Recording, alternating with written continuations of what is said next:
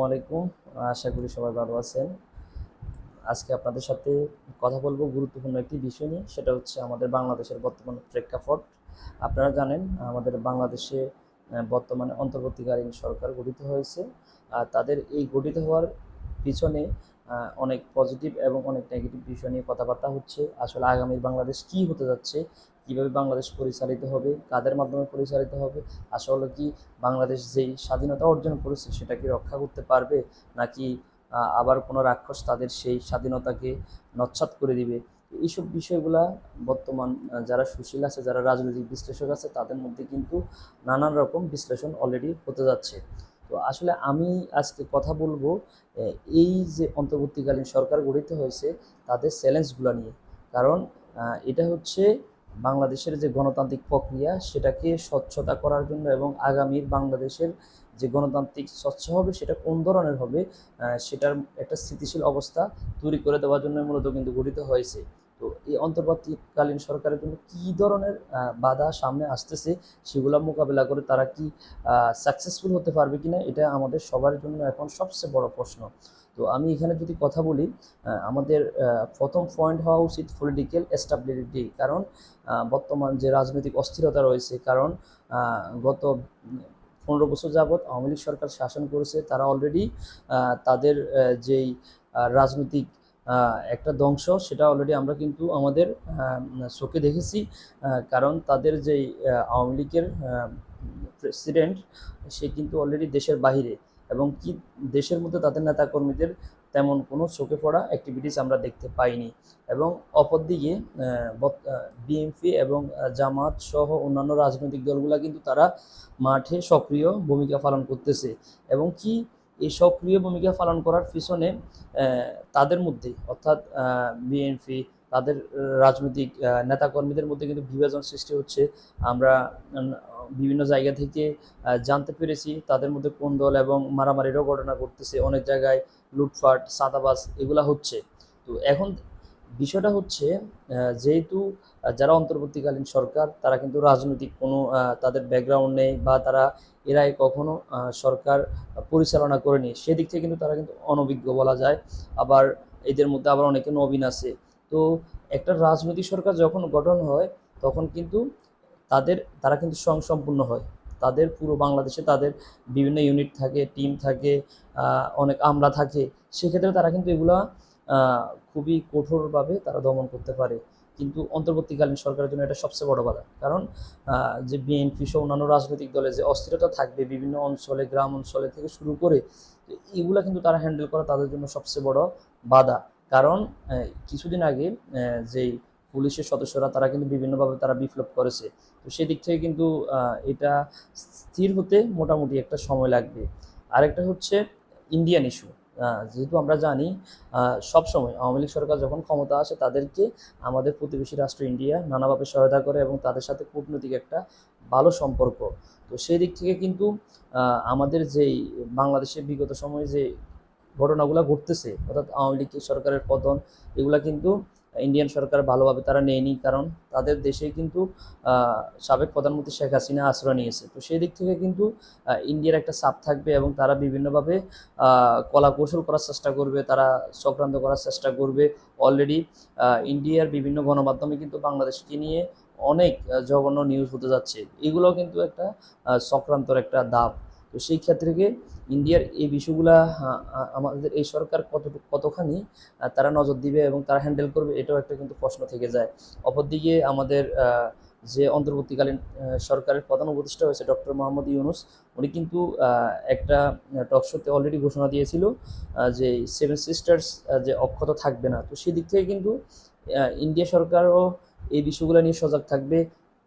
যার কারণে দেখা যাবে আমাদের পাহাড়ি অঞ্চল বা আমাদের সীমান্তবর্তী যে অঞ্চলগুলো রয়েছে সেখানে কিন্তু অনেক ধরনের খুনাখুনি বা অনেক ধরনের অপ্রীতিকর ঘটনা ঘটার সম্ভাবনা রয়েছে।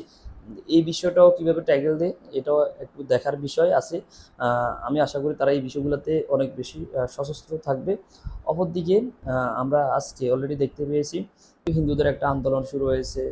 তারা তাদের সাবেক প্রধানমন্ত্রী শেখ হাসিনাকে দেশে ব্যাক করাতে চায়। তো সেক্ষেত্রে একটা অপ্রীতিকর ঘটনা ঘটার সম্ভাবনা রয়েছে। সেক্ষেত্রে এটা এক ধরনের একটা চক্রান্ত হতে পারে। কারণ হিন্দুরা হচ্ছে আমাদের দেশে সংখ্যালঘু, সেদিক থেকে তারা যখন রাজপথে আন্দোলন করবে বিভিন্ন জায়গায়, তখন দেখা যাচ্ছে অন্যান্য রাজনৈতিক দল তাদেরকে হয়তো বাধা দিবে বা প্রশাসন বাধা দিবে। তো সেই ক্ষেত্রে কিন্তু বিশ্ব মিডিয়ার কাছে নিউজ হবে যে বাংলাদেশের সংখ্যালঘুদের উপর নির্যাতন করা হচ্ছে, তাদেরকে দমন পীড়ন করা হচ্ছে। তো সেই ক্ষেত্রে কিন্তু এই বিষয়গুলো কিন্তু অন্তর্বর্তীকালীন সরকারের কে হ্যান্ডেল করা বা এগুলাকে আহ, ভূমিকা রাখা তাদের জন্য অনেক বেশি টাফ হবে, এটা আমি মনে করি। এছাড়াও দেখা যাচ্ছে আমাদের যারা অন্তর্বর্তীকালীন সরকারে আছে তাদের মেয়াদকাল কত হতে যাচ্ছে। তো আমাদের যারা ছাত্র সমাজ বা আমাদের যারা দেশের অনেক মানুষ আছে তারা হয়তো আবেগের বশবর্তী হয়ে বলতেছে 3 বছর, কেউ বলতেছে 5 বছর। আসলে আমি এই ডিবেটে যাব না। কারণ একটা অন্তর্বর্তীকালীন সরকার হচ্ছে তারা গণতান্ত্রিক ধারা ফিরিয়ে আনবে, তারা একটা সুষ্ঠু নির্বাচনের ব্যবস্থা করবে। তো সেক্ষেত্রে আমার মতে এটা 6 থেকে 1 বছরের বেশি হওয়া উচিত না। কারণ এর বেশি যখন হয়ে যাবে তখন দেখা যাচ্ছে তাদেরকে রাজনৈতিক যে বিষয়গুলা, রাজনৈতিক যে কূটকৌশল, সেগুলো কিন্তু তারা হ্যান্ডেল করতে তাদের জন্য অনেক বেশি টাফ হয়ে যাবে। তো এই বিষয়গুলোকে মাথায় রেখে হয়তো অন্তর্বর্তীকালীন সরকার তারা তাদের যে মূল এজেন্ডা, যে নির্বাচন কমিশন পুনর্গঠন, বাংলাদেশে রাজনৈতিক স্থিরতা বজায় রাখা, নির্বাচনের সুষ্ঠু একটা পরিবেশ ঠিক করা, এই বিষয়গুলোতে তারা হয়তো হাত দিবে।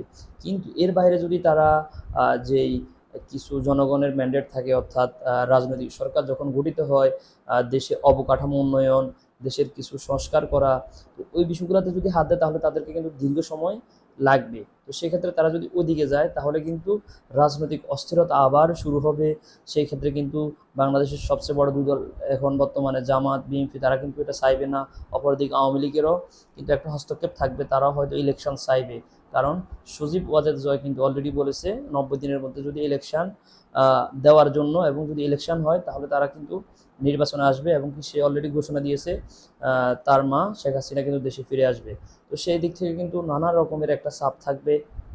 এবং কি আমাদের বাংলাদেশের প্রেক্ষাপটেও মানুষের সেন্টিমেন্ট কিন্তু সবসময় এক থাকে না। দেখা যাচ্ছে আজকে এই অন্তর্বর্তীকালীন সরকারকে তারা মাথায় তুলে রাখতেছে, কিন্তু যখন 2 মাস 3 মাস 5 মাস যাবে তখনও তারা কিন্তু বলে ফেলবে তাদেরকে, তারা কিন্তু কেন এতদিন থাকতেছে বা তারা নির্বাচন চায়।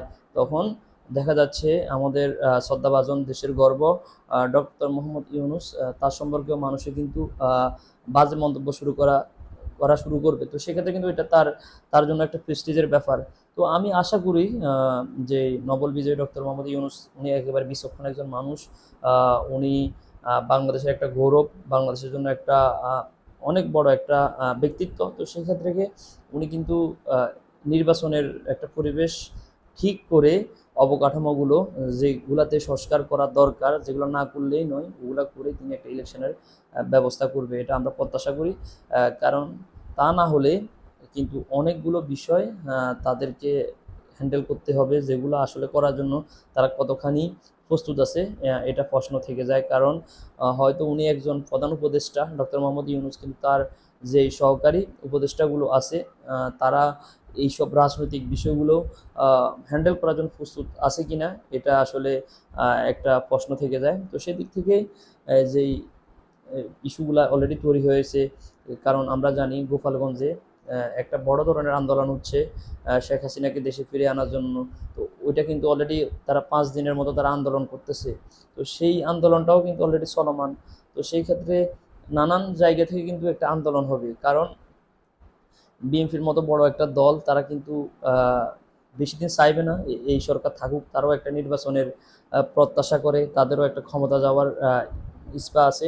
তো সেই ক্ষেত্রে আমি মনে করি এই সরকারের জন্য সবচেয়ে ভালো হবে তারা যদি দ্রুত একটা ইলেকশনের ব্যবস্থা করে, যেই সব জায়গায় আহ, সংস্কার করা দরকার সেগুলা করে। তা না হলে অনেকগুলা বিষয় চলে আসবে, রাজনৈতিক বিষয়, যেগুলা আসলে সামলানোর জন্য তারা প্রস্তুত আছে কিনা আমি জানি না। আশা করি আমরা সুন্দর একটি বাংলাদেশের দিকে হাঁটতেছি।